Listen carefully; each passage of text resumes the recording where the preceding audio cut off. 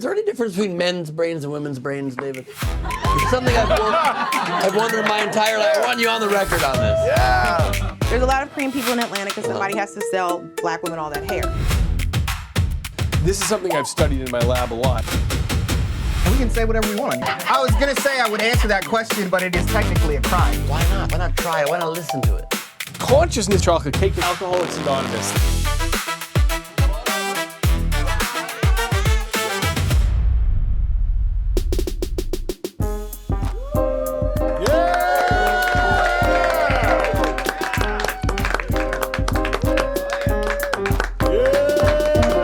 Welcome back to Good Night with Ben Gleib. Tonight, host of the #1 science podcast, David Eagleman, former correspondent and host of The Daily Show, Dulce Sloan, and comedians Jasmine Ellis and Skyler Higley, and our amazing house band, Keith Harris and the Two-Piece Spicy.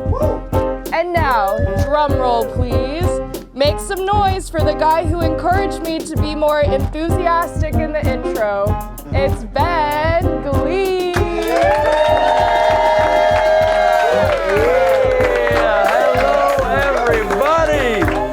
Welcome to the show. How y'all feeling tonight? Hello to our in-person audience and worldwide virtual audience. Make some noise. Very good to be with you all. This is Henry Horst, the first dog of late night. Oh, you dropped your ball. I didn't realize that. Sorry, buddy. And we're very happy to announce that just after 1 week of our show, we have just crossed 1 million views across platforms. So that's pretty exciting. All right, fair enough. I'm going to let you down, okay, Bubba? There you go, bud. We're very excited to be here. Thank you to everybody who watched our first episode. And no, we do not care if you were watching something else and it started auto-playing after. Views of you. I am very cool with that. Almost every comment has been positive so far. That almost never happens on YouTube. There's a video of a mom panda feeding her baby and someone commented, "Eat a dick, panda." So this is very positive for us. Happy Pride Month, everybody, by the way. Exciting. To celebrate, President Trump will be hosting a UFC wrestling match at the White House, the gayest event in American history. The match will actually be held in a steel cage being built on the White House lawn, an exact replica of the one he keeps Melania in. Is that too much? This is early, you guys. This is early. Ian, do you mind turning that down a little bit? Or whoever's doing that very intense Dracula laugh, maybe just... I don't know what that mwahaha is, but Molly, maybe like take care of that. We do appreciate the laughter, though. Also, at the same time, I shouldn't have criticized people laughing. Next joke, then no one's going to laugh. My mistake. Google acknowledged Pride Month by adding a disco ball to its logo, and I'm pretty sure that's all the gay community needs. See, I told you. Backrooms is a surprise hit of the year following Obsession, both made with small budgets by young YouTubers. This, of course, paves the way for the next summer's blockbuster, This Show Please. I'm gambling so much on it, which is as good a time as any to remind you to please like and subscribe, comment on all our videos. Social media, we're at Make It a Good Night. Buy a ticket to be on our virtual audience walls right here from around the world at makeitagoodnight.com. Shameless plug is over for now. The New York Times says wearing socks with sandals has become the fashion trend of the season.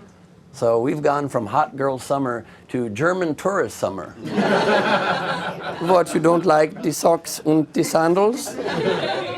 All respect to our German viewers, of which there are probably zero. The language has got to tone it down a little bit. It's like fine, but then it's just very also aggressive at the same time. Like, an der Schluchten am Maishauser! That's nice flowers. Hunter Biden went on social media this weekend to deny that a mystery bag of cocaine found in the White House in 2023 was his. He then asked, but could I see the bag to double check? New federal guidelines are now threatening almost half of graduate arts programs in the United States. This would be a great time to DM that hot bisexual art history major and let her know you're there for her. My girlfriend just hissed at that joke. Serena Williams announced this week that she's returning to tennis at 44 years old. Which, I mean, you're supporting it. I think it's ridiculous. Who's going to have any sort of career breakthrough in their mid-40s?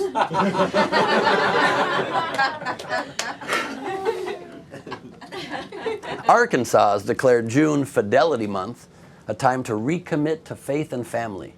Yes, Arkansas, the state that gave us Bill Clinton. Let me just say, I love my family. Just don't look under the desk. Oh, also, I don't know if you heard this in the news. I just learned we're still at war. Nobody mentioned this to me. This is the only war, maybe ever, where it's just all negotiations. There's no fighting happening. It's just like meetings.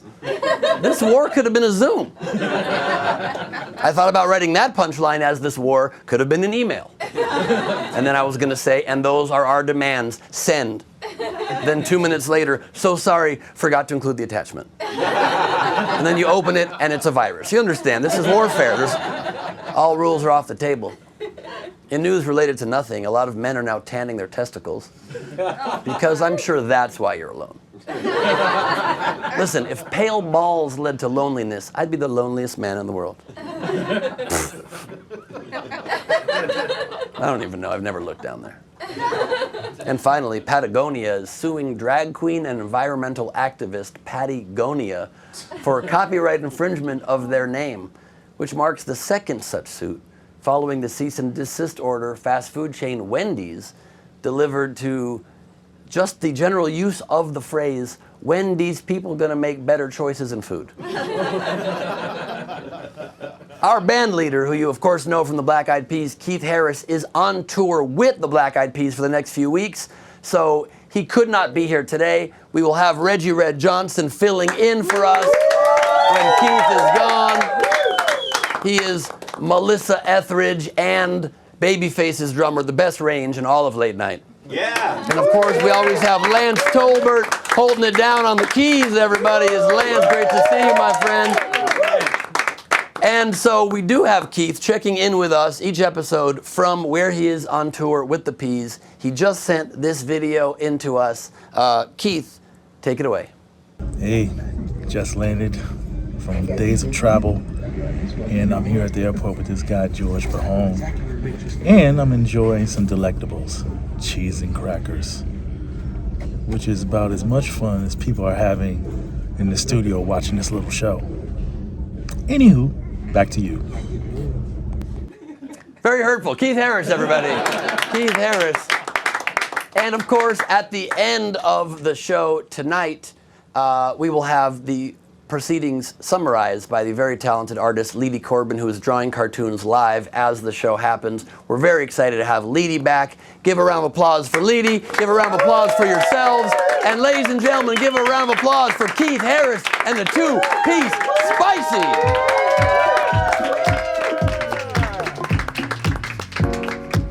Hey, I say, where you wanna be?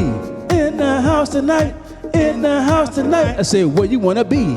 In the house tonight, in the house tonight. Cause you have a good night, good night. Cause we're gonna have a good night, good night. Cause we're gonna have a good night, good night. Cause we're gonna have a good night, good night. Yes. That's the band, everybody. Very nice. Reggie, it's great to have you filling in this week. How you feeling? I'm feeling good, brother. I was just looking forward to this moment when Keith asked me to do this. I've done You're looking forward to Keith not being here is what you're saying. Yeah, like for the next month, he told me he wasn't going to be here, so I said, I'll hold it down for you. I appreciate that. Absolutely, brother. Thank you. I like that you were actually here today for tech rehearsal. Yeah. One of our rehearsals, you were MIA. Do you want to share where you were or no? You thought I was at the strip club, but that's right. Yeah, you remember that, right? That's right. I actually was, but I came back because they told me they didn't open up till later. So listen, if it's not open, it's not much you can do. Your options definitely get restricted at that point. As you know, we have the world's first interactive audience in late night, and so I thought it would be nice to interview one of our virtual audience members for a minute as though they are a guest here on the show. This segment is called My Next Guest Does Need an Introduction. You need an introduction. Who is this? We're about to find out. My guest today, coming in virtually for us, is a man named Mark Stinkman, everybody. Please welcome Mark Stinkman to the show. Hi, Ben. There you are. How you doing, Mark? I'm good. How are you? Very good. I see your After Tonight backdrop there. That's very nice. After Tonight is a YouTube series that just came to my attention recently. Yeah, we do a late night show too. So I had to pop in, see what you guys are doing. I love that. Thank you so much, Mark. And tell me, what is your skill? I understand you wanted to share a talent with us. I know your nickname is Big Stinky. I hope that is not involved in what you're sharing with us today. No. Nothing gross like that. I was just thinking on my feet. I thought I could chug a beer. I mean, that's all I had in front of me, so. I'm a fan of that. I will drink with you. Let's make some noise for Mark Stinkman chugging a beer, everybody. Let's do it, Mark. Hold on. I don't want this to overflow. Take more time. I think you should take more time pouring that.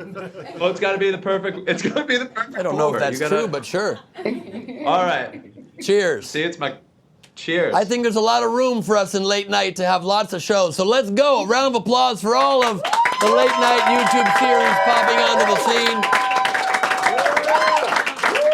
There you go. Well done. Cheers, Ben.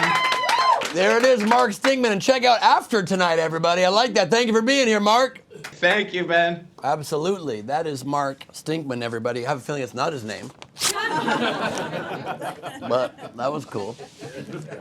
My first proper guest here in studio is a Stanford professor, a neuroscientist, an international best-selling author, and a Guggenheim Fellow. He hosts the #1 science podcast, Inner Cosmos, and is the writer and host of The Brain, an Emmy-nominated television series about the brain. We are so happy to welcome David Eagleman, everybody. Thank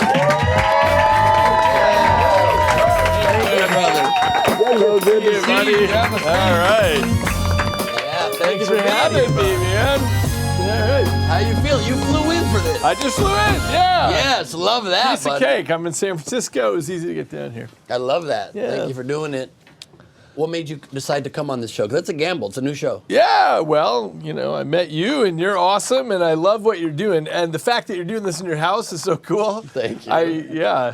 It's a certain kind of person that puts everything towards something, and you are one of those people. I love that. Thank you, buddy. I appreciate that. So let's talk about what it is that you do. You've dedicated your life to the brain. I understand that you think a formative moment for you was when you were a child and you fell on your head. Yes. And I fell on my head a ton as a kid too, and look what happened. So, specifically, I fell off of the roof of a house. Damn.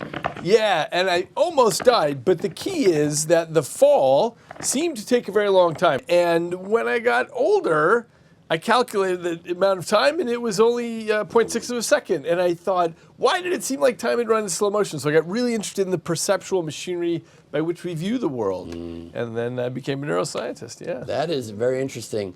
And you may not know this, but then I did an experiment where I dropped people from a 150-foot tall tower. No, I did. Really? I did. I'm the only person who's ever studied this question of whether time runs in slow motion when you're in fear for your life. Whoa. Yeah. And it is true, right? Sort of. So it turns out I collected like 200 reports from people who talked about, they're in a car accident, they're watching the hood crumple and the rearview mirror fall off and the facial expression of the other guy, all that stuff. So what I did is I actually dropped people, and I made this piece of technology that flashes information at them at a certain rate.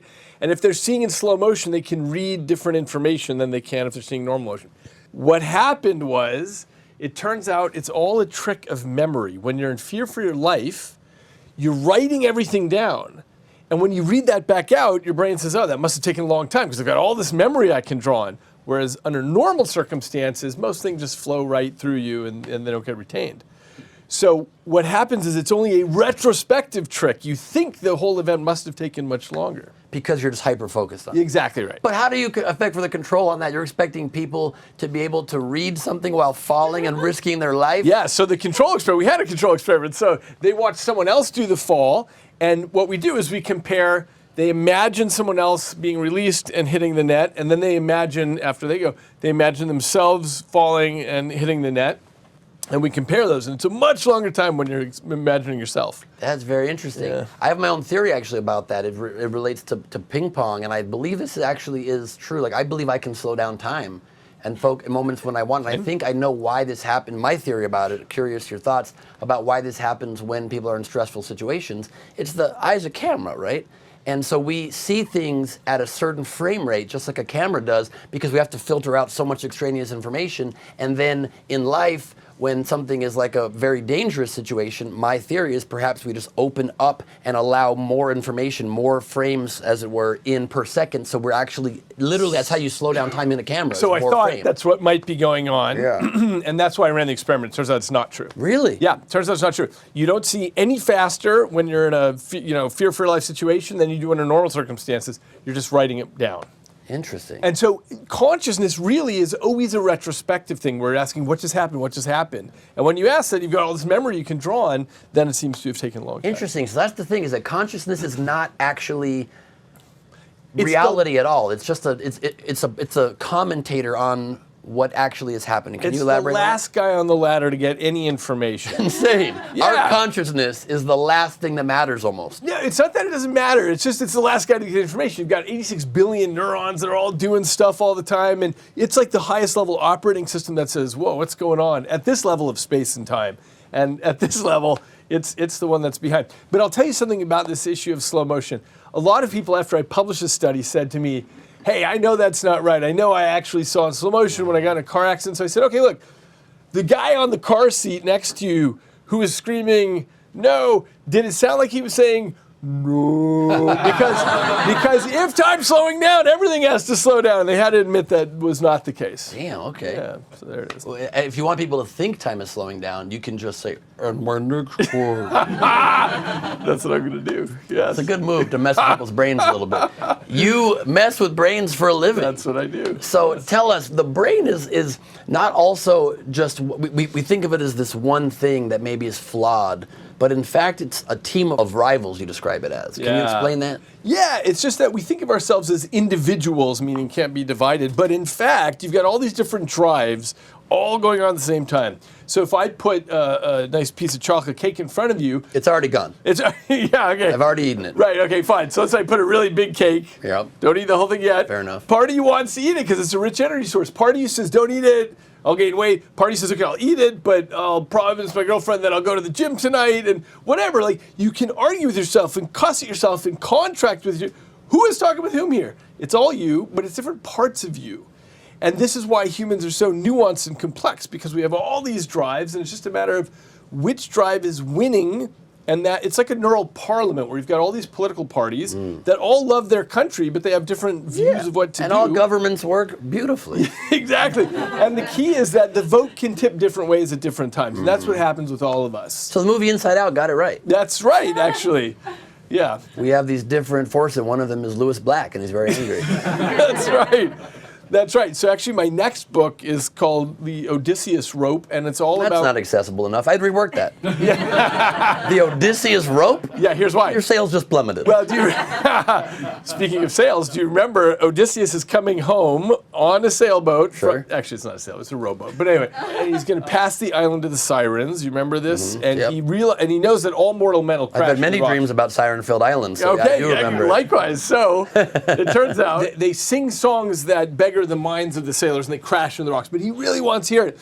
So what he does is he has his men lash him to the mast, and he has them fill their ears with beeswax, because it's the Ulysses of sound mind making a contract for the future Ulysses, who he knows will act badly. You know, he understands in some way this team of rivals idea, and so he constrains his behavior so that he can hear the siren song without doing the wrong thing. So that's a way that you can actually improve your behavior, is by literally like tying yourself to the mast. Yeah, making a rule, tying yourself to the mast in every way. Like, you can't in the moment control shit. Exactly. So you have to be able to like create restrictions and parameters for yourself that you can't break it in the future. Exactly. And there's so many ways to do this. But how can you tell us some ways you can do it in real life? Because tying yourself to a mast in an island full of sirens is not practical for most. Right. So, for example, Alcoholics Anonymous, they say... I'll put this down then at that point. Great. Yep. That sentence started in a very cautionary tale way.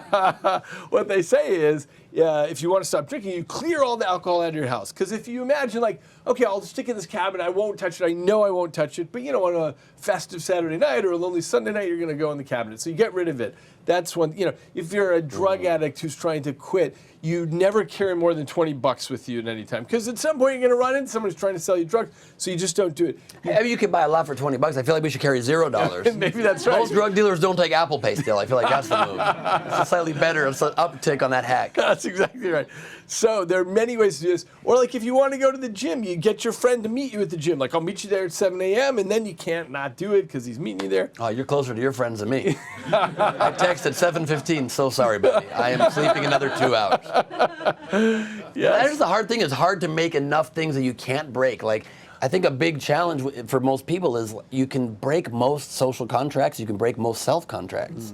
So how can we actually change behavior in ways that are much more impenetrable? They've got to be contracts that really you can't break. For example, Samuel Johnson, when he was writing the dictionary 200 years ago. Yep. Big fan of his work. Yeah, likewise. What he did is he got the advance money, he spent it all right away. He spent the whole thing so that he was impoverished. So for the next 8 years, he worked really hard to get the money back. But there's a million ways to do this. There are bank accounts you can open where you're not allowed to withdraw. For example, there are these things called Christmas Club accounts, which were invented 100 years ago, where the bank says, give us your money, and you can't touch your money, or else we charge you a big penalty. It's a good deal for the bank, too. Exactly. It's Solid. a good deal for the bank. But it turns out the reason people do it is because they're smart enough to realize if I can access my money, I'm going to blow it on stupid stuff. So I'm going to constrain myself. I'm going to tie myself to the mast so that I have this come Christmas time. I like that. I like that. I need a lot of help with this kind of thing. Like I have a talk show in my house now, and our staff and crew is coming at 9:30 a.m. every morning, and I'm rolling out about 11:15 a lot of these days. We had to put up a curtain so we have a part of the house that I'm allowed to come out shirtless from the shower. So I need a lot of brain restriction help. Oh, good. All right. Curtain. We'll start with curtains. We'll start with curtains. And speaking of, obviously, I believe you can create your own reality. I've done it many times. But you believe reality is not real. You believe reality is, you've said, is a controlled hallucination. Yeah, actually, a colleague of mine calls it a controlled hallucination. But yes, it's all consistent with. I mean, the part that's always fascinating me is we pick up on such a little fraction of reality. An example is visible light. Here's all the colors of the world and so on. That is less than a 10 trillionth of the light that's out there. There's the whole, what's called the electromagnetic spectrum, which got X-rays and radio waves and gamma rays and microwaves. This is all light. It's just that you don't have the proper receptors to pick up on it, so it's invisible to you. So we're surrounded with this whole universe that we don't have access to. The part we can see is known as the Umwelt, which is just the little bit that we can pick up on. And different animals pick up on different Umwelts. So how did we evolutionarily choose what we allow in? Yeah, it wasn't a choice. It was evolutionary pressures that caused this to happen. Because you believe that we can actually develop new senses. This is a part of what Well, with technology, right, exactly. So that's what I've been doing in my lab for 15 years. Explain, what's some of the work about? Well, so for example, we built a vest full of vibratory motors, just like the little buzzer in your cell phone, but 64 of those. And for people who are deaf, it picks up on sound and turns the sound into patterns of vibration on the skin. It's doing just what your inner ear does. We just transfer it to the torso. And then that goes up to the brain and people can figure that out. And I love this plan in general because instead of having to listen to my girlfriend talk to me, I could just feel like she's touching me. This is a perfect plan, actually. That was a good twist. I thought you were going to say something mean. That was really good. That was a good one. I like that. That was a good one. Yeah. Yes. It's a win-win situation, really, except for her who's not being listened to. But other than that, it works pretty well. Yeah. So anyway, this works very well. We can cure deafness this way when, by pushing the information into the brain via an unusual channel. I love that. Okay. So you have talked about AI in a way that's very interesting compared to how most people talk about it. You think AI is a good thing for humanity overall? Oh, I think so. I'll tell you why. Explain. Yeah. Look, I mean, in 1440, when the printing press was invented, all these people panicked and said, the next generation is going to be much stupider because the answer is right there. They can just pull a book off the shelf. It's like Googling something. There's the answer. And so all the educators were very concerned about this. Obviously, that gave us an exponential rise. Because encyclopedias are very stupid. I mean, when I was a kid, you'd have to go in the book, and if it was there, you're like, that's the only take on this? Yeah, exactly. And so, right, and then, we got to see the introduction of calculators into classrooms. All the teachers panicked at that. Then Google came along. All the educators panicked about that. They thought, it's going to be stupid. You just find the answer, and you don't have to think anymore. But in fact, it just keeps making us better. And the internet in general, I mean, I run into kids all the time who say something so smart, and I say, how the heck did you know that? And they say, oh, I saw it on a TED Talk. You know, it's like, you got this, you know, the world's expert on some topic giving their best talk of their life, 15 minutes, and that's the intellectual mother's milk, as opposed to whatever homeroom teacher you ended up with in whatever little town you grew up in. Right, I mean, the collective knowledge of all of humanity has got to be better than Mrs. Buford in random city, random town. Exactly. And now with AI, it's only getting better, because the fact is, I'm a little older than you are, but you probably had the same... Thank you for saying that. I appreciate that. You probably had the same kind of education I did, which is a lot of just-in-case information put in you.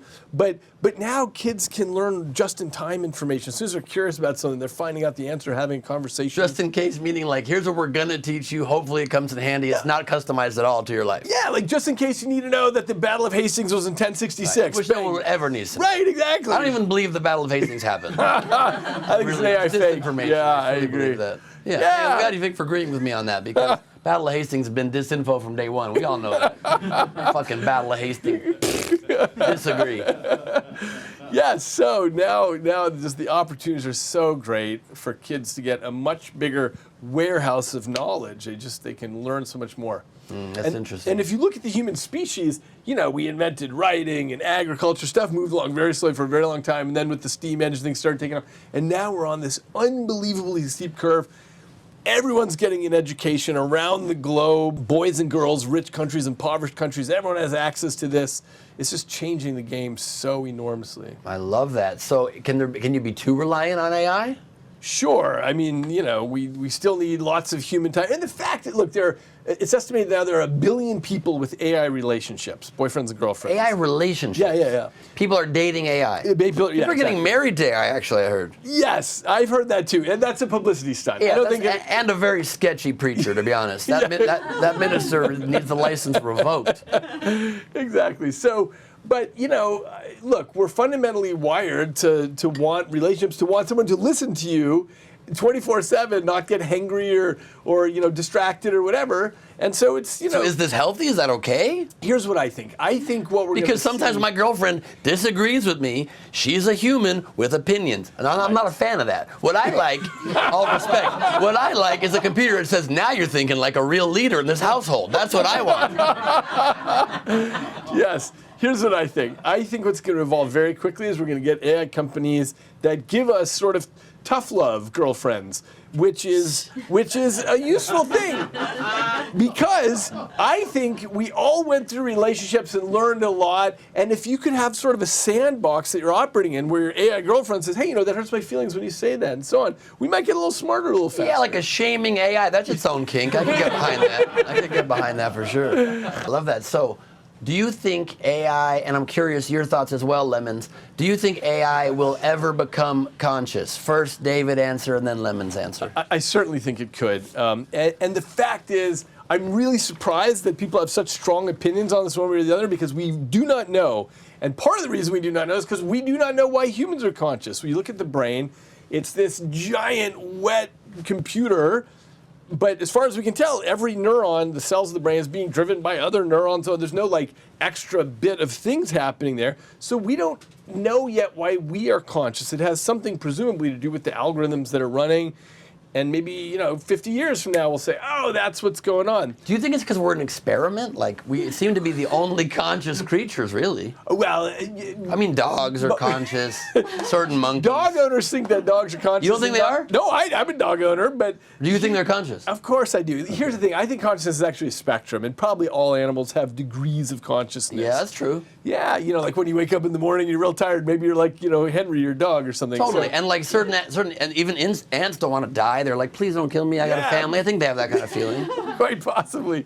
Yeah, and we don't actually know where it ends. It's this continuum all the way down.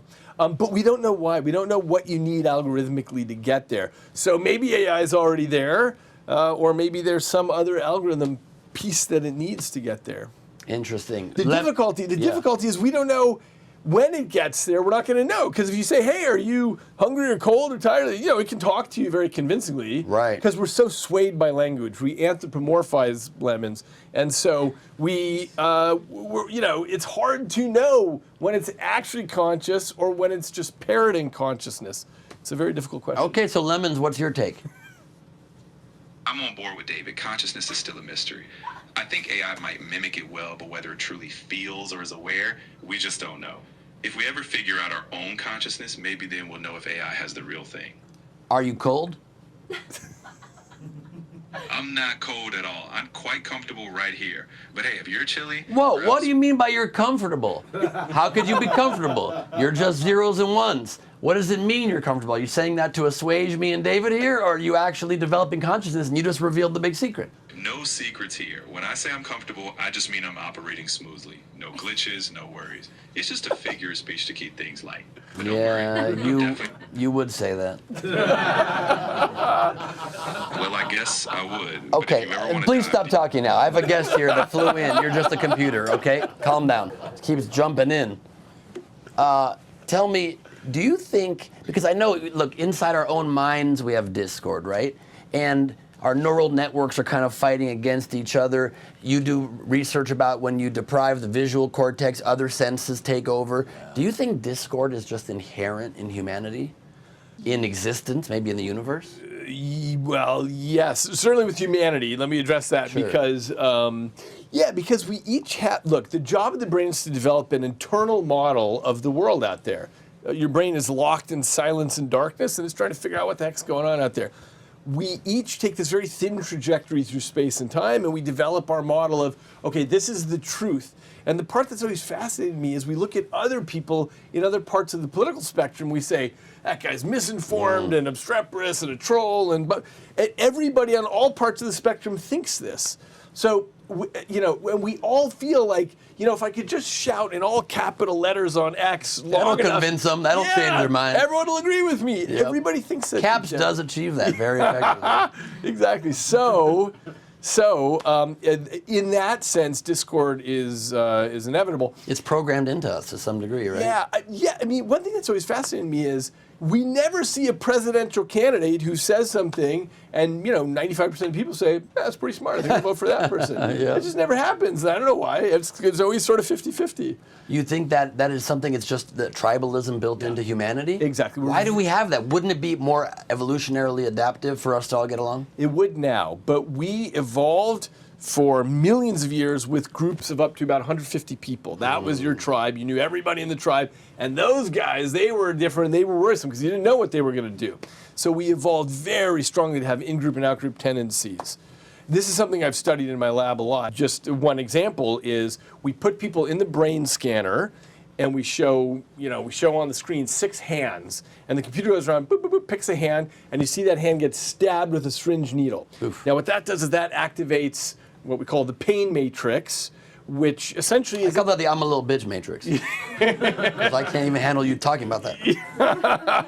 Yeah, well, here's the thing. What this represents is our empathy. It's not your hand that got stabbed. You're just watching a hand get stabbed, and you've got this big empathic response, right? Okay, now what we do is we label each hand with a one-word label. Christian, Jewish, Muslim, Scientologist, atheist, Hindu.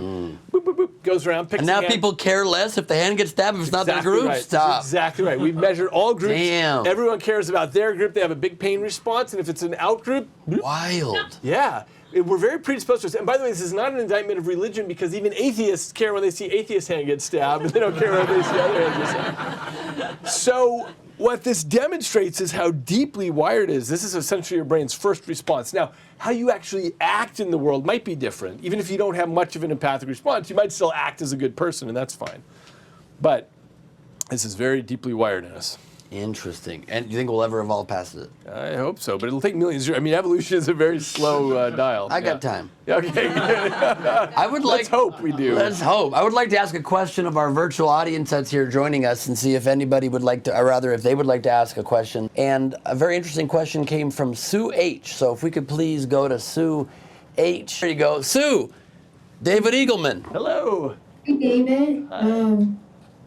Yeah, and my question is, how does the brain work with, like, higher order cognitive function, like ADHD or autism, because I'm always around those people. My cousin is one of them, has autism, high autism.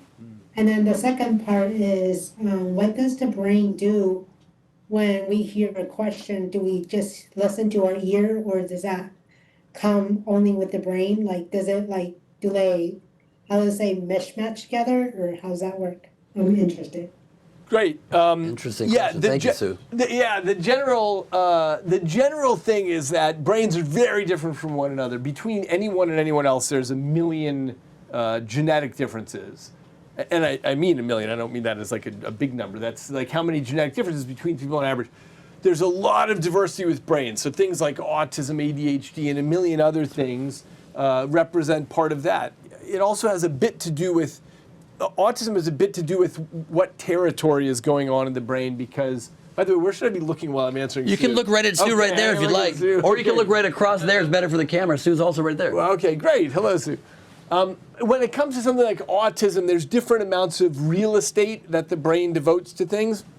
And what happens sometimes in autism is you get a lot of real estate devoted towards one thing, like chess or Rubik's Cube. Counting toothpicks, I fell on the ground, whatever it might be. Exactly right. And less real estate devoted to other things like social skills and so on. So anyway, there's still a lot to be understood there. With ADHD, I'll just make a side note, which is this generation is used to having fast, multiplexed information, multisensory, and so when a teacher is droning on in front of a PowerPoint, if the kids are getting bored, that's not necessarily ADHD. And this is something that's very over-medicated, unfortunately. There is something all the way at the end of the spectrum where medications probably help, and then there's a bunch of kids over here who are getting medicated and probably shouldn't be. Thank you for the question, Sue. That was a great question. David, a couple more questions for you here before we bring on our next guest. Play a video and then bring on our next guest. What is the thing about the brain that keeps you up most at night? Well, the question of consciousness is a really big one. I mean, that's a biggie. Nowadays, the question of intelligence, what is intelligence? How do we define intelligence? Is AI actually intelligent, or is it just a statistical parrot? These are questions that keep me up at night. A question that used to keep me up at night is dreaming. Yeah, you talk about, you think you may have figured out why we dream. Yeah. Please tell me. It's this. You mentioned earlier that if, for example, if a person goes blind, what we call the visual cortex gets taken over by other senses, because nothing lies fallow in the brain. You have heightened senses now. Yeah, exactly. You've got better hearing, better touch, and so on, because all that cortical real estate. That's why when your partner blindfolds you, everything is at the next level. Exactly right. Yes. So this ties into this, actually, because what my colleagues at Harvard figured out is that... I also have colleagues at Harvard. Okay, great. I'm glad. People don't know that about me, but they blindfolded people and put them in a scanner. They were doing something else, but they blindfolded these people. And what they noticed is that after an hour, you started seeing little bits of activity in the visual cortex when they touched the person or made a sound. And so what that indicated was that the takeover of the visual cortex was starting after just an hour of being blindfolded, which was really surprising. And what I immediately realized, my student and I realized that there's a big deal here, which is that the planet rotates into darkness, and we spend half our time in the dark, and that means the visual system is at a disadvantage, because you can still hear and taste and touch and smell in the dark, but you can't see. Obviously, I'm talking about evolutionary time, where it's really dark at night. Yeah. Okay. So what we realized is that's why we have dreams, is to defend that territory during the nighttime. So it turns out every 90 minutes, you got these very ancient circuits in the brainstem that just blast activity just into the primary visual cortex, nowhere else. Just every 90 minutes blast this random activity in. And because we're visual creatures and storytellers, we see and we put together stories around it. It's a security system for your brain. It's like a screensaver. Wow. Yeah. And it's all, and like that perfect dream is when the screensaver hits the corner just perfectly. And it feels so satisfying. This conversation's been so satisfying. Thank you for joining me, brother. David Eagleman, everybody. Fascinating conversation. And, there's a lot going on in the world, not just the dream world. We have things happening in reality, like this week, by the way, was, of course, an election all over the country. 6 states headed to the polls, including voters here in California. What were the big issues and who had a big night? I'm not sure this tape we went out and shot, we'll get to the bottom of it, but let's roll it anyway. The law states you have to be 100 feet from a polling place to conduct canvassing or interviewing, so this is called 101 feet away. This was the first time I actually considered not voting at all. Really? Yeah. Do you think all of the partying from your past has caught up to you?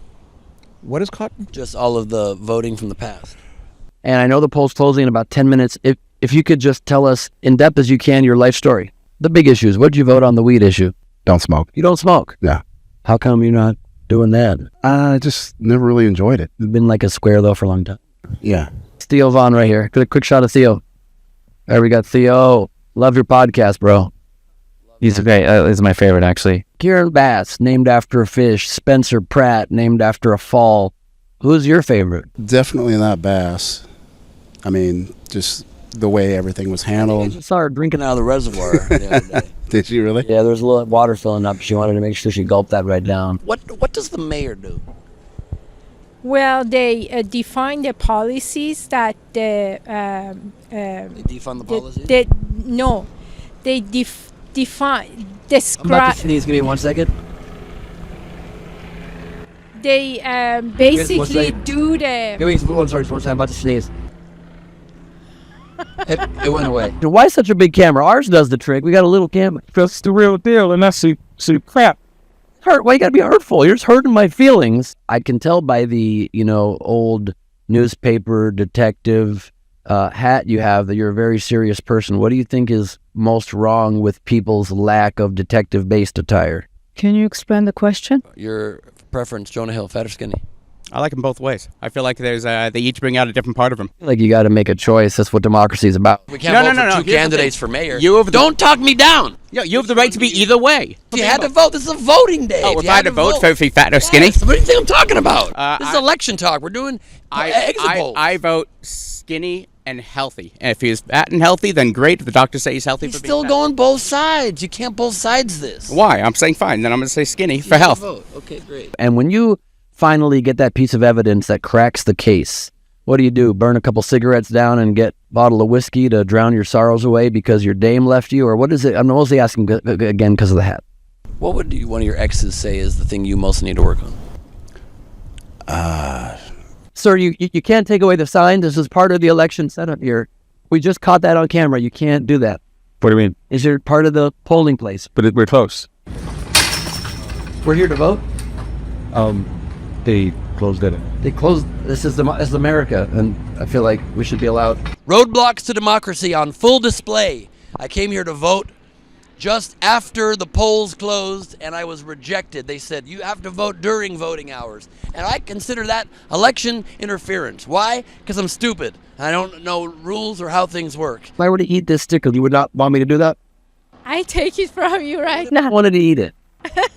So I feel like I could ingest democracy directly. I think then you ended up in my hospital and. I think I can survive a sticker. Let's roll the dice. Can I just eat it? No, thank What you. if I just put it in my mouth and then I dry it off? Okay, so wonderful talk. That was 101 feet away.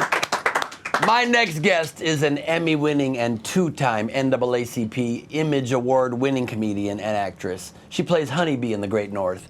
You might know her best as a former correspondent and host of The Daily Show. Please welcome Dulce Sloan, everybody.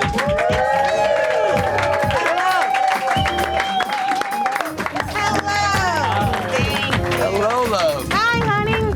Gonia, welcome. Thank you. Thank you for being here, Dulcinea. Yes, this is only the third talk show I've ever been on, and I had to host the other one. Oh, shit. You host The Daily Show? Yeah, I did. What was the other one you were on? Late Night with Seth Meyers during COVID, so they was out of guests. Copy that. They were like, she's sure. Okay. Well, can I just tell you, first of all, you're a longtime friend of mine. Yes, I have been kicked out of a hotel with you. Absolutely. I mean, tell that story real quick. Well, he got kicked out the hotel. That's true. I just happened to be there with other people. I was not his guest at the time. There was some other, I don't know, white girl. And the best part of you getting kicked out is that you were on some type of meal plan. And so you were really, it's like, you got to get out now. You're like, but my meals, I got to get my meals. I was. My meals I flew with. Yes. The hotel was holding for me in a fridge. Yes, and so they brought a fridge up to his room, and these 2 giant black security guards are like, what? I said, he paid for this food. Yeah, that's a sentence I can't say. And they were just like, all right, tell him to hurry up. So I'm running interference with the security guards, because all they see is a drunk white man who will not leave. And I was like, he has shows tomorrow. Please don't arrest him. Please just let him leave. You were opening for me on those shows. Yes, I don't know where you went, because I went home. I don't know where you slept that night. That Went is in my so house. funny. It has been the coolest thing in the world seeing the blow up of your career, because you. we met in Atlanta. You were living there. Yeah, I you grew up opened there. for me there. You grew up there, and then all of a sudden you become the star correspondent on The Daily Show. You're hosting The Daily Show. What's that journey been like? I'm tired. I'm exhausted. I'm still single, which is crazy because I bring these titties out everywhere. You bring those titties out everywhere. I've been telling people. They're completely attached I've been to telling me. people. Thank you so much. It's part of your body. They're right there. Thank you. I grew them myself. Drink Yes, milk. you did. Go Milk to church. it does 2 titties good. Let's go. Go to church. That's what I did. And so, but I'm out here now. I bought a house. I moved our family out here from Atlanta. And so I was, squirreling away money during Daily Show, and then I was able to buy a house out here. I love that. That's the American dream right there. You and I celebrated your first Hanukkah together. Yes. Do you consider yourself Jewish now or what? Well, that wasn't my first Hanukkah because was my not? mom's Messianic. So I've done, Sukkot, and we've done Purim, and we've done all of these things. That was your first Hanukkah candles, I think, no? No, because my mom was lighting them. Well, my research was from my own life and brain. The discord and the brain, David, No, are no, no, completely, no. I remember that very differently. It wasn't my first Hanukkah. It was another comic. Oh, the comic, that super white bread kid. Yeah. That So the dude young was like man- from like... He was from Alabama. He was from Alabama, yes. And so we were, because you had gotten this menorah from some guys at the airport. Yes. Remember, it was like one of those like 10 menorahs that came in a box. Yep. Because your people was out trying to make sure that everybody was selling their holidays. It's nice of them to do that, yep. And so he flies into Atlanta with this 10 menorah in a box, and we're in the green room. He's like, "You want to do Hanukkah?" And I'm like, "Absolutely." And so it's like me and Andrew Markle and this other comic, and we light the candles, and you do the prayer, and you're like, "All right, let's go start the show." And then this guy looks at us and goes, "What religion was this?"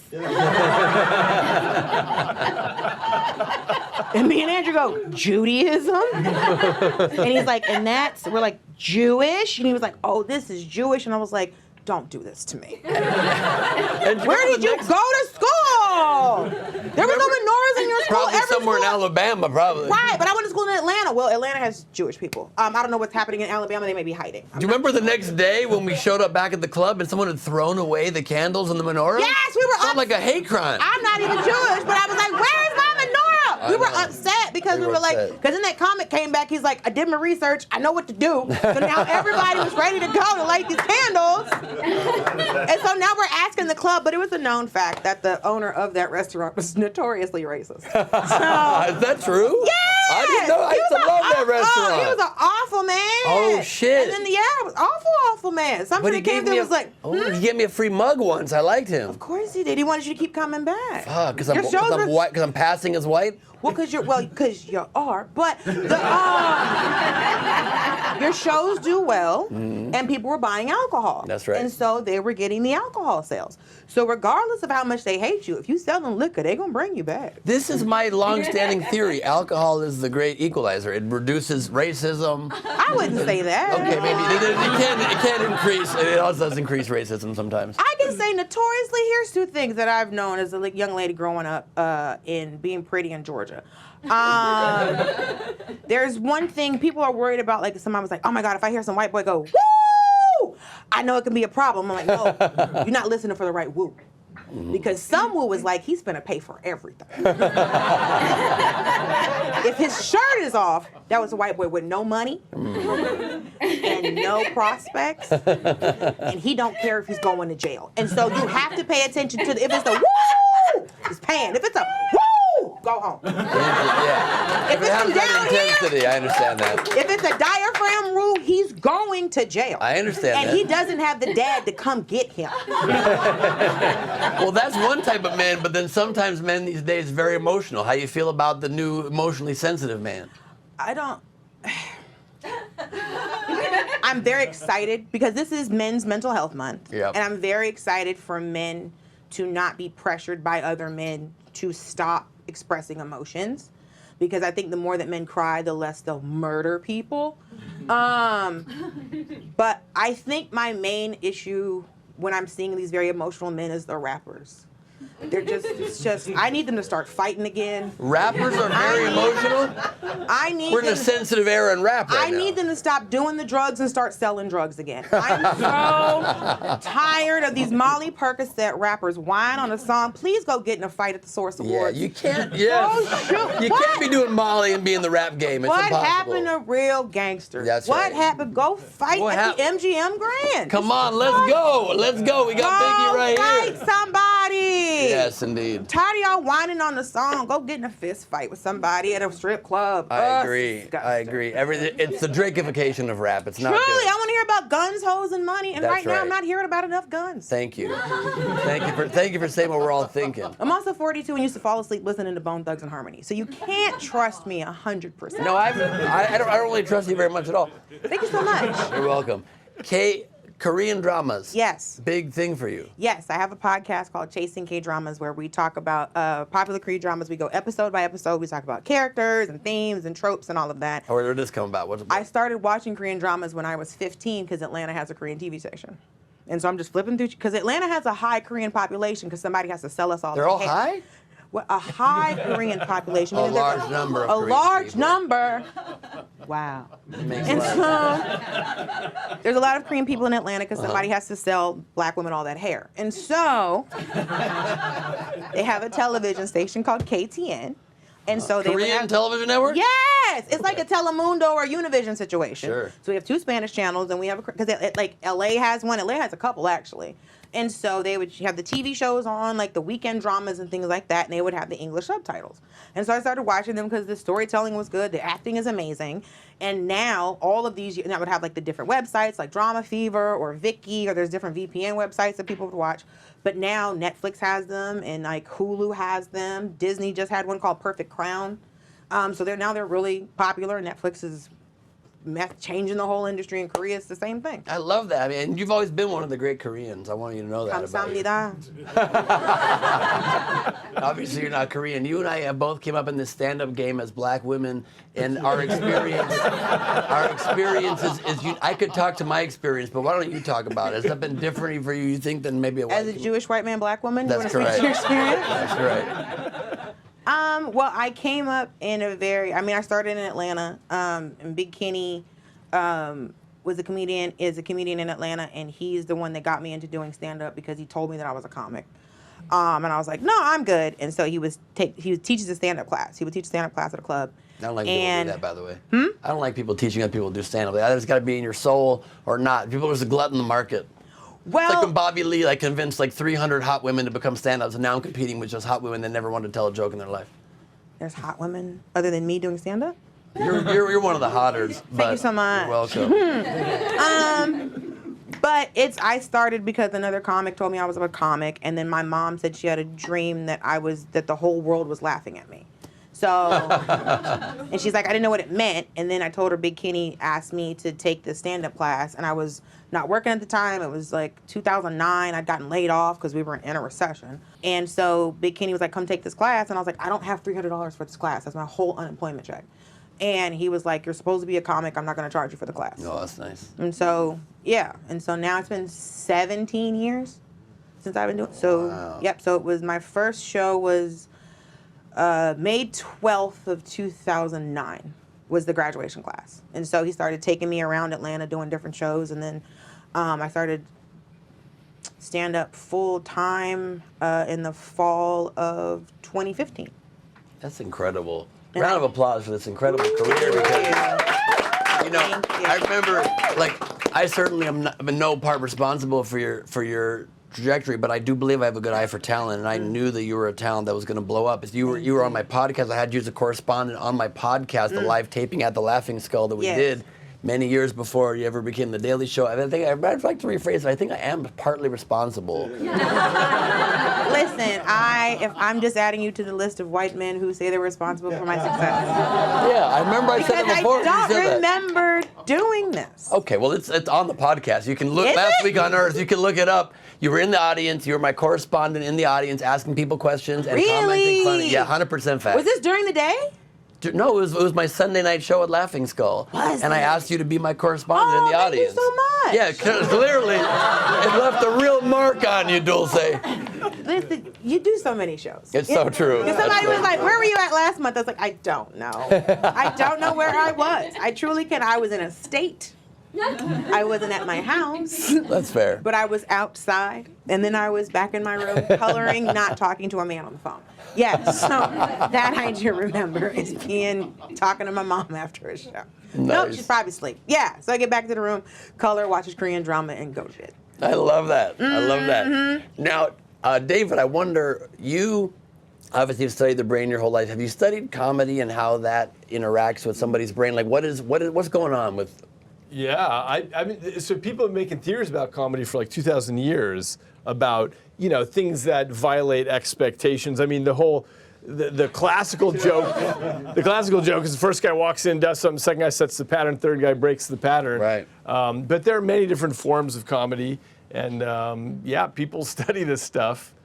It doesn't make for funny jokes, but it makes for interesting papers about it. Yeah.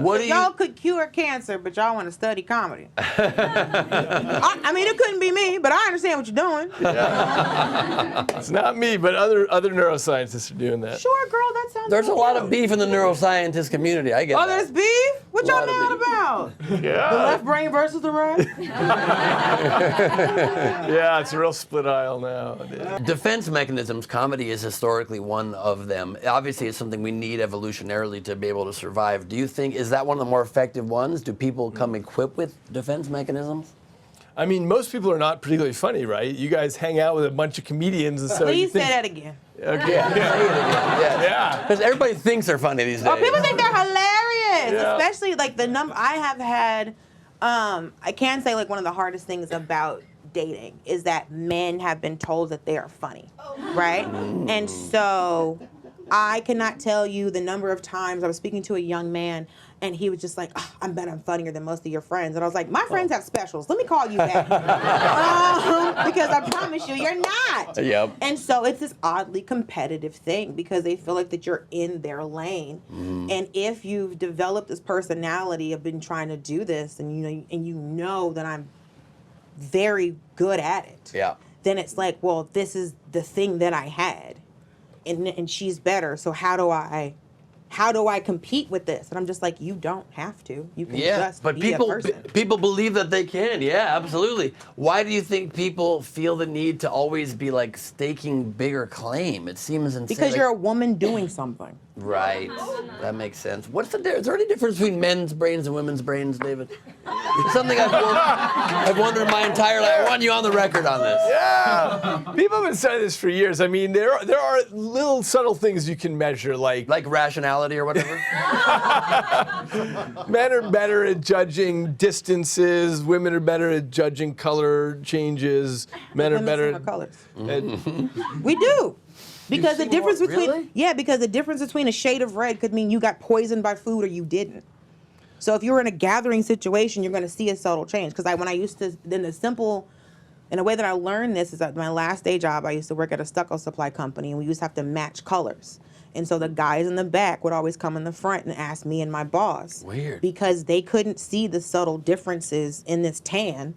But it would be like, oh, my boss would go, you need more blue, you need more green, you need all of this. So all the guys that would come in would go, we can't see all of these shades. You need to be able to see what's being offered to you. Right. So well, it is the case that there's different shades of color blindness among men. So you might have, instead of 3 types of photoreceptors, a lot of men just have 2 or 1. So they absolutely can't see those colors. But as it turns out, this is interesting, some tiny fraction of women have 4 types of color receptors. They have what's called tetrachromacy, and they can see colors that the rest of us can't even imagine. So maybe you and your boss. It's a very small fraction of And women. it's so I be interesting. talking shit. I be knowing stuff. And it's amazing too because unlike most men, I don't even see color. We can tell by Everybody the to- jacket you can't see color. We all knew that. Why do men see distance better? What's up with that? Just evolutionary pressures to do different sorts We're of navigated? tasks. We're the navigator? Y'all was hunting shit. That's what? Y'all was hunting shit. Yeah, hunting right. shit be far away. That's a good Well, point. you got an arrow. Boom. That's a good point. Yeah. That's a good point. Women are also better at seeing the gray area, not color-wise, but in terms of philosophical questions. For example, if you ask men, hey, your spouse is sick and you can't afford the medication, do you steal the medication or not? Men will give an answer, yes or no. But women will say like, well, maybe I'd talk to the pharmacist, maybe I'd figure other things. They're better at seeing ways of doing things. Okay, on that's average. a positive for women, but let me Yeah. ask you about one that's a common... Why would you? I'm just speaking from life experience. No, because here's the thing. People want to play devil's advocate, and I say all the time, the devil don't need no help. Because the whole internet's finding all the negative things about women. So we can just stop. I don't know why you're so afraid of hearing what my thing is. No, I'm not saying that. I'm just saying, okay, so then what is scientist man? What would be, excuse me, Dr. Scientist man? PhD, PPA, element of P. Don't want to disrespect. This is your show. I do not work here. So what was your question? Thank you, Dulce. So my question is just, the classic trope. It's like that video, The Nail. You ever see that video? Where women don't often, in situations of strife, want a solution. They want just to be listened to. Like the video is the woman has a nail sticking out of her head, and the guy's like, I think it's the nail. She's like, no, just listen to me. I just need you to understand me. He's like, but there's a nail. I don't want you to solve this. Why don't women want problems to be solved by their partner? Oh boy. You take this one. I think it depends. I think you're assuming she doesn't know that there's a nail in her head. She knows I'm not sure. I'm not sure. She knows there's a nail in her head. Right. But why wouldn't you want it removed? Maybe that's not the problem at hand. Explain that, because then we're getting to the real problem here. No, it's... How's the fucking nail not the problem? You don't know what the problem is. You won't listen to her. I don't even want to listen to that answer, because the problem is the nail. Is the problem not the nail? You just started this scenario. You was asking him something completely different. Yep. You brought your own problem to the situation. You ain't even listening to a man. Do you like when a partner of yours helps you solve a problem, or do you just want to be listened to and have the problem persist? It depends on what the issue is. Because sometimes I'm asking him if I know he can help me with the problem. Right. Then I'll bring the problem to him if I need the problem solved. But also if it's, hey, I don't need you to solve this, I just need you to listen to me. Because I've met men before, I start the conversation with, hey, I don't need you to fix this. I just need you to listen to me. Sounds defensive. So then we're not arguing, and now he's not upset because the thing is there is inherent, because I have like male friends growing up. It's like one of my homeboys is like, well, I want to fix it. I'm like, you can't fix this because you have no knowledge base of this. So I don't expect you to fix it, so you don't know how to fix it. You just want someone to listen and be like, I'm so sorry. In that particular situation, Yeah. because you cannot help me because you don't know what I'm talking about. Because if it's a work problem, I go to my manager and my agents. I'm telling you about this problem that I'm having because I want you to hear Just about to commiserate as a human. Just to commiserate as a human. But if the problem needs to be solved, I go to the people that can solve it. I'm not going to talk to someone who can't solve it unless I want you to hear about the emotional part of my frustration of it. David, why are women like this? Do you? I just gave you the most logical ass way to handle this. Listen, I was trying to make a joke, but my response legitimately to what you're saying is like, how do you know that any human, not man or woman, how do you know he might not have a suggestion that might help? How do you know that? Why, like the baby, I don't want you to solve it. Why not? Why not try it? Why not listen to it? Prime example, I dated a mechanic for a long time, right? That's your first problem. No. No, it wasn't, because I used to buy a lot of used cars. Okay. And so that was my solution, right? And so if I was having a car issue and I was dealing with a man who wasn't a mechanic, why would I come to him and be like, hey, I need to get my oil changed? Now he's going to be upset that he can't help me. So why would I tell him about this problem? Because if I know a man wants to solve a problem, why would I bring a problem to a man that he can't solve? Now we both have a fucking problem. I feel Because like now mechanics can do a lot. Mechanics right, can do but a I'm lot. not going to talk to somebody who's not able to fix it. So that's why I'm saying it's, hey, I just want to tell you about a thing because I'm upset about it and I want comfort in the situation. I know you cannot change brake pads. I'm not expecting you to change brake pads. That's true. Right. And if you're That's upset definitely with true. me that you can't change brake pads, that's your problem, not mine. Right. Don't bring that to me. You should have went to mechanic school.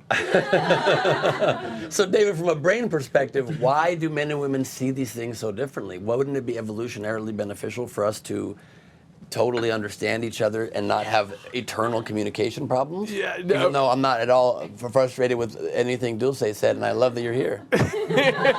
So excited that I'm here. I could have been asleep. Yeah, I mean, look, there's the problems with communicating between everybody, but yeah, men and women have different evolutionary pressures in history. Traditionally, the men were the ones going out and hunting, the women were the ones taking care of the children, and so you get different things out of that. You get brain going off in different directions in terms of the We've psychology. just kind of evolved our brains a little bit differently. That's exactly right. That's why we murder less. I didn't say our brains are better. I didn't say that. I never said our brains I just are better. said we murder less. Yeah, That's fair all I enough. was But saying. You think that's not better? No. I think we should I'm trying to murder give you more a of point y'all. here. I think we probably agree on that. I think if we murdered men as much as men murder women, y'all would act way different.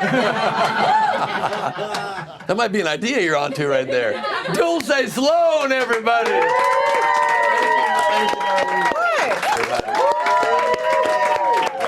And joining me for tonight's roundtable, she's a comedian and host of the new podcast Millennial Mood Board, and she will star in the new YouTube series The Last Store on Melrose. It's Jasmine Ellis, and he's a comedian and WGA award-winning writer for Conan, The Onion, and the Oscars, and the host of the podcast Help Me Be Black. It's Skyler Higley, everybody. Round table. Why is it so small? Round table. You don't have no squares? A round table. That's enough. Round table. Yeah. Okay, it's the round table, everybody. Very excited to have these two hilarious humans with me. This has been a big week for YouTube. Two YouTubers are dominating the summer box office. The movies Obsession and Backrooms is reviving the film industry, but not good news for traditional Hollywood. Is Hollywood dead? I wouldn't say it's dead. I would say it's been dying. You know what I mean? It's maybe we're slowly unplugging the life support. Life support. It's got some last words to say. It's got some family secrets to reveal. Yeah. What have they been missing? Like, why is Hollywood just falling off? Because people like to save money. If YouTubers will produce things, I mean, literally, we're in your house. It's true. Like, It's on YouTube. people love to support. Not people love. The bigwigs want to get as much as they can out of people for as little money as possible. I mean, but that's not just. Let's not blame Hollywood. Literally, Little Caesars is running like that. They're like, what if we just have one guy doing all the hot and readies, and now nothing's hot. Nothing is hot or ready. What if we do 9 pizzas for $3? Yes. Wait. What's wrong with that? That's a good deal, actually. Good No, point. that I'm was good down with math. that. I'm down. And the pizza quality could. I think you meant 3 in pizzas general. for well. See, y'all not living like me. Little Caesars is fine. Ew. You got a house. I'm fine with Little Caesars. Okay, fair enough. You know, if I had never had any other pizza, Little Caesars, if it's all you've ever had. But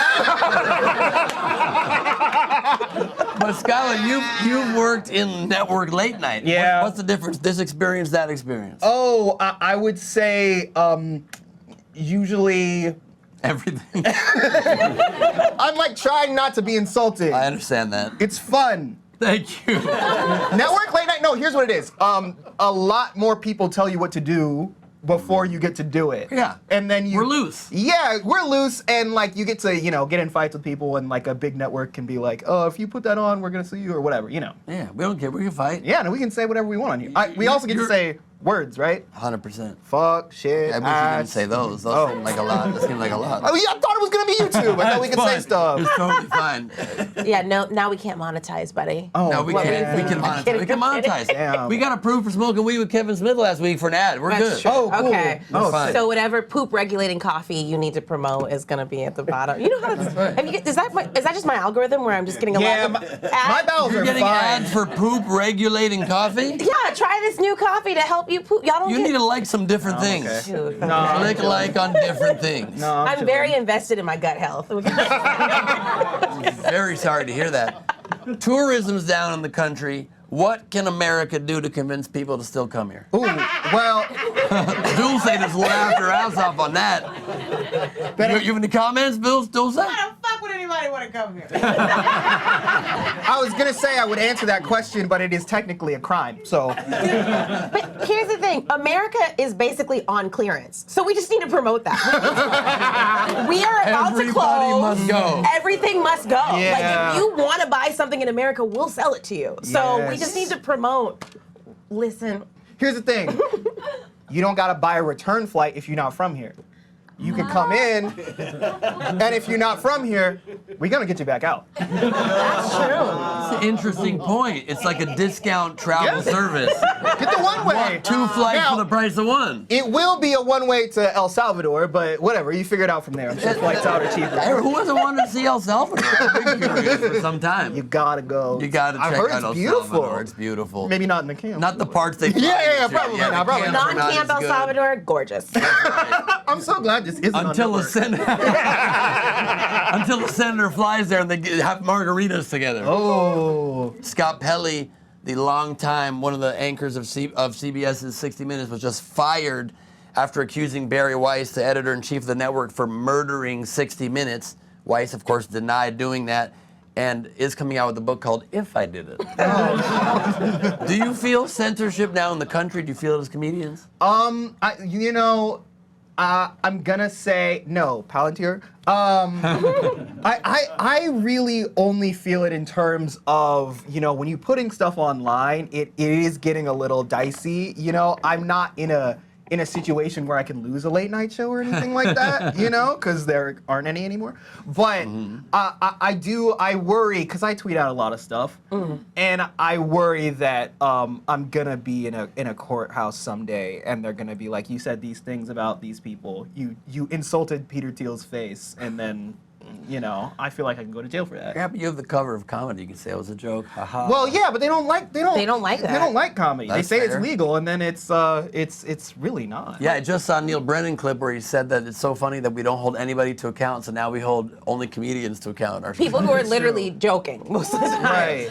I feel it's twofold for me because I do feel this inner censorship for myself. I'm always thinking to myself, well, who knows? Like when ICE, and I'm a U.S. citizen, born and raised, but when ICE was in the airport just chilling, I was like, what is a bored, chubby guy in tactical gear gonna do if he sees some tweet where I said, I hope this is Trump's last cough or something. So like, I'm just, you know what I mean? So there's a part of me. Jasmine's one of the writers on our show, and she submitted some jokes, and I was like, and on episode 2. But you know what I'm saying? There's things where I'm like, before and after a flight, I'm not gonna post that. Yeah. When, it feels like there's like a sizzle period. But on the other side, a sizzle period. You know what I mean? Like when a fajita hits your table, you're like, it's hot. You let it, that's a sizzle period. Yep. Y'all don't call it that? No. This is why my guts are back up. I'm gonna let you cook. This is why I need probiotics, because I eat fajitas. Anyway, listen. But here's the thing I'm realizing is that for comedians, it's actually so beneficial to be quote unquote canceled. I wish I could be as canceled as Louis C.K. or Dave Chappelle. Shane Gillis. Shane Gillis. Yeah. So the money you make once you are fake canceled, Right. like I want to get on. Like We can do it right now. We can do it right now. Do an Asian voice. Do an Asian voice. Go ahead. No, go ahead. We can do it right now. I You can do say it right something now. really cancelable. Okay, go. I think your dog probably makes your life worse. Ooh. Oh, damn. Can I tell you All something? the white people logged off. Yeah, let me say something about black people. They make great talk show guests. Thank you. Do you see my shoulders rising? No, you really walked us up to the. Thank you, Dulce. So, Hey, why aren't you black? how come you're not black? black, David. David, evolutionarily, why are you not black? Skyler, you can't just ask me why Yeah. My folks went up north. There we go. Okay, good. Lost all that good melanin. His hair is straight. His nose is small. David, serious question though. Why do you think people are so offended by words? What is that makes people so shocked by where they need to censor speech? Yeah, well, I mean, it's all we've got to communicate from one brain to the next, right? You've got your model of the world, and someone says something that violates it, makes you defensive. Basically, what he's saying is niggas is pussy. Pretty sure he did not say That's that. exactly what you said. That's Dog whistle, what yeah. he said that. I don't think it's exactly what he said. I don't think it's exactly. It's an overstatement. The boot said it. The boot said it. I like those joints. Those Where are are you great. from, David, originally? New Mexico. New Mexico. Very New Mexico boots. Yes. I like that. Sustained. I like that. Elon Musk, he might be on the verge of becoming a trillionaire. Is that how you pronounce it? Elon Musk? I don't know. What is it? Elon Musk? Elon Musk is about to become a trillionaire. I remember just yesterday, dude was just having 500 billion, and I thought the economy was doing bad. Right. Should there be trillionaires? No. Okay, hear me out. I have a different opinion. Hear me out. Here. Hear me out. I do feel I feel like, look, the only way to have that much wealth is the mass exploitation of everybody, and that's why a lot of people are poor. That said, I do think trillionaires should be allowed to exist, but I think you gotta give up your dick. Interesting. I think if you want to be a trillionaire, gone. That's an interesting. But That's an before interesting trade-off. See, for Elon, that's not good because he already he's has barely- 15 kids. Yeah, well, that's what I'm saying. He used his dick enough. No more. He Yeah. found it. I'm just saying you have to give it. I think that you just have to give it up. Would you give up your dick for $1 trillion? No, and For that's what. $1 trillion? No. You know how many more dicks you could get put back on? It's not the point. It's about in here. It's the what's yours. You don't want the homegrown dick? Like you just have an outsourced dick? You'd be fine with that? I mean, I feel like somebody could probably sculpt some a little bit. This is Jasmine Ellis. This is Skyler Higley, everybody. Thank you all for being here. And that is the Round Table. Thank you, love. It is such a small table. Yeah, I get it's a small table. God damn. It's not just keep doing these passive-aggressive songs. What does he want, a banquet table? It's only 2 feet behind It's a him. small stage. What do you want me to do? I don't want to attack Lance. We're right on top of Lance. What's up? Hey, Lance. This has been an amazing time. If you had a good time, I have had a blast. We just have one last order of business before we go to Leedy for the cartoon summarizing this evening, and then go out and enjoy a little post-show activity with everybody. I just wanted to make sure everybody please follows us at Make It a Good Night on Instagram and TikTok and Facebook and X. And make sure you go to makeitagoodnight.com to be on our video walls, be part of our show directly. It's very exciting. Soon we're launching our Patreon. You can join us. Fard is waving at us. What's going on, Fard? Muhammad, we got Lindsey Brown. We got a lot of people here that are joining us on our video walls. Alejandra Perlman's got her camera vertically, and you know I don't like that, but that's okay. If you just turn your damn camera, it would fill the whole frame. But I'm not going to harp on it. There we go. Look how much better that looks, Alejandra. Thank you very much. Thank you very much. Also, quick plug, social media handles. Jasmine, whenever you're repoed, let me know. You tell me, Casey. Oh, repositioned. Yeah. They were taking the cameras away. Shit was getting repossessed. Hey, yeah. Shit's not going as well as it looks in here. Don't let them know you think like that. Scarcity mindset. Yep, we're keeping that in the show. Jasmine Ellis, quick plug, where can we follow you? Hey, I'm on everything at Jasmine Ellis Comedy, including my comedy special you can find on Tubi, Prime, everywhere you watch specials, called Black Girl Panic. Love it. Skyler. Skyler Higley on Instagram, Skyler_Higley on Twitter. Yes, I'm still on there. No, I don't care that it's that bad now. And you can also listen to the Help Me Be Black podcast wherever you get your podcasts. Plugs. Thank you so much. I had a podcast called that. It was not as popular. Yeah, it was a problem. David, where can we follow you? My podcast is Inner Cosmos. And then at David Eagleman on Yep, Instagram. at David Eagleman on all I love that. Dulcinea. DocEatBoots.com. That's right. Dulce. Dulce Sloan on everything, because I remember when the internet started. And I have a podcast, Chasing K-Dramas, and I have a half hour that's on Comedy Central. I think still, if Comedy Central's still open. And I have a Hulu half hour coming out soon. Love that. Congratulations. And coming to us live from New York City, a big fan of yours, Dulce. It's Lady Corbin. Lady do time. Lady do time. Yeah, Lady, how are you doing? Doing all right. You're here with Dulce. Is this exciting for you?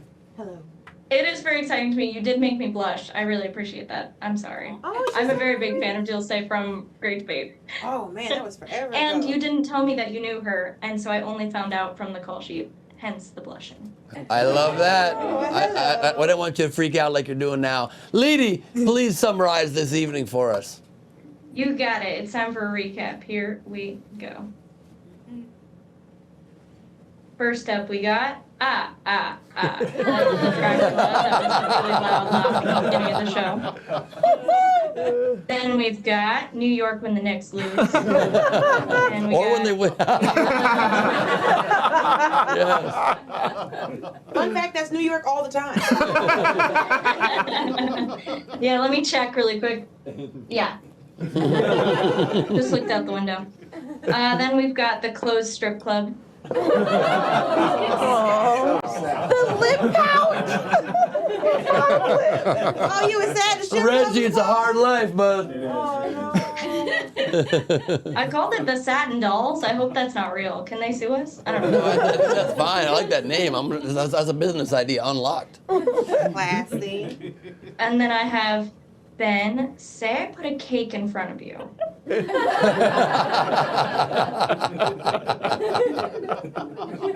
Not Very listening real. to the rest of the study. Very Then real. I have grew them myself. That's the name of my next special. Not bad at all. Not bad at all. And then I have Ben's greatest dream. Logo right in the corner. Then I've got Ben, you're not listening. Oh no! And then I figured this would be cathartic for all women. You guys always making me so mean. No, you're the best. They're saying I love each other. Why do y'all always have me You hitting are wonderful. people? They'll say, I sponsor this smack. I sponsor it. Okay. It was a dream smack. It was a dream smack. Making people If you're mean, I'm mean. I'm just not in the room to smack him for real. Stay. Okay, I'll allow it. And then last but not least, I have Little Caesars. They're for you when there's nothing else. Yeah. Lady, how can we follow you?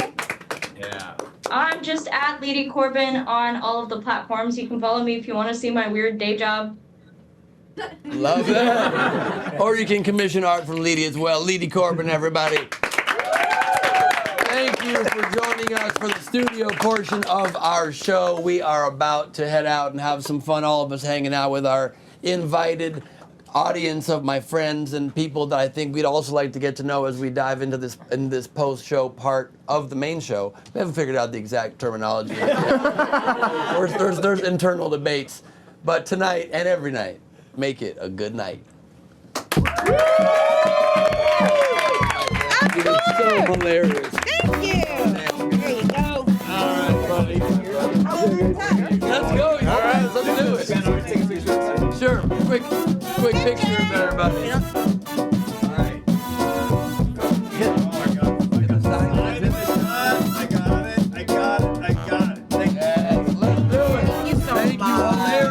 guys are both so good. After you. Incredible. Thank you, Jeff. Thank you for having me. So nice to answer the call. Thank you. Hey, we're brother party. Thanks very much. I didn't know that. Did you have a this guy? There he is. Okay, good. Y'all have a fun time out here? Hello, my love. That's true. I guess I can wait a little longer. Come on out. Let's do it. Yeah, they go. Need some meat. Thank you. Oh, I hope you all had a good time. How much time we got with David? Like 5 minutes?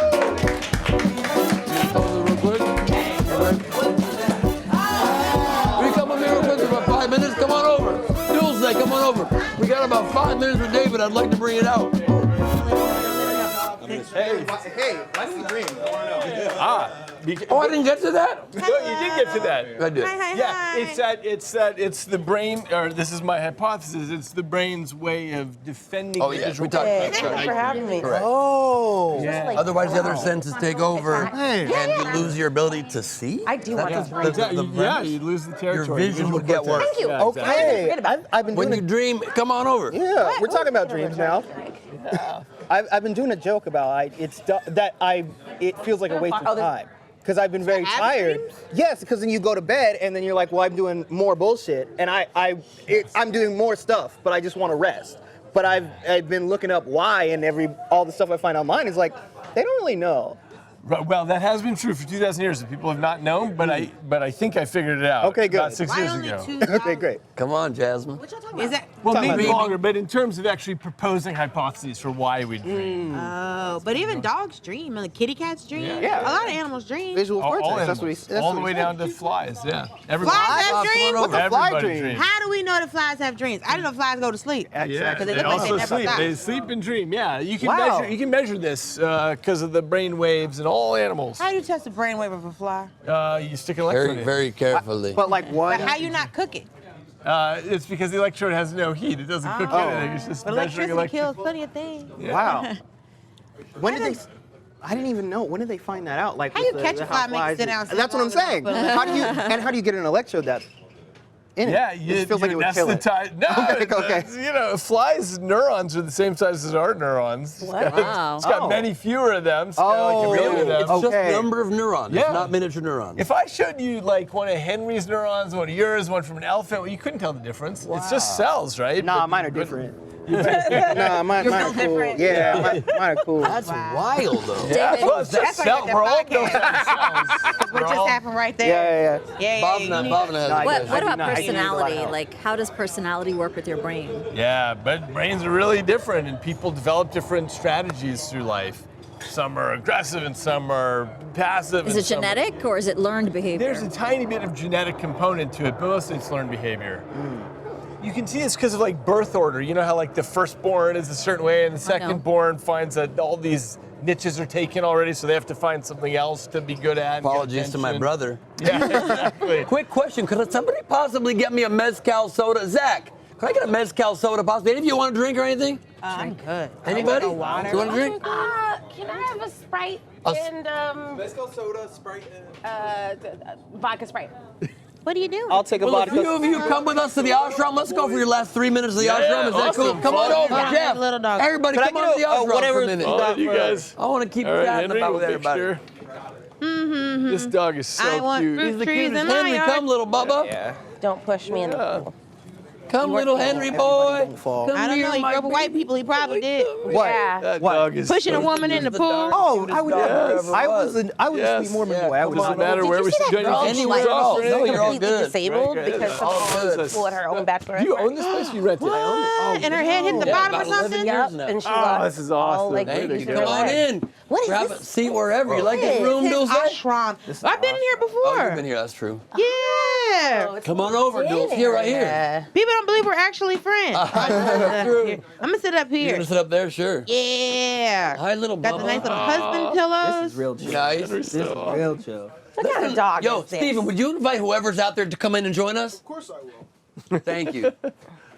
I love it, man. So, Yeah. did you ever wonder whether you should have dedicated your life to the brain, or do you just love it still as much as you ever Oh, did? I always love it. Yeah, no, I took a lot of philosophy in college, and you get stuck in all these questions where there's no way to answer out of it. And so I realized if you could actually study the machinery, you could figure out, you can make progress on these questions. So that's all we're trying to do is figure out why we're here. What have you learned about spirituality by studying the brain or studying many people's brains? Spirituality. That's interesting. Or have you learned anything? Maybe not. Yeah, I mean, what's interesting is that people will get various kinds of brain damage and become more spiritual. So,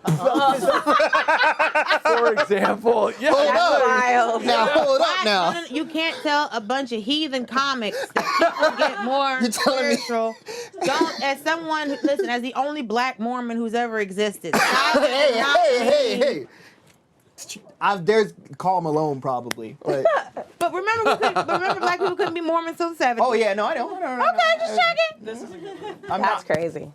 There's a seat here. Come on in, make yourself comfortable anywhere. See right Has there. anyone ever studied like a different? I enjoyed that, man. Yeah, you likewise. Oh, Piano Man. Hello. Has anyone ever studied Hi, nice to meet you. brains and astrology?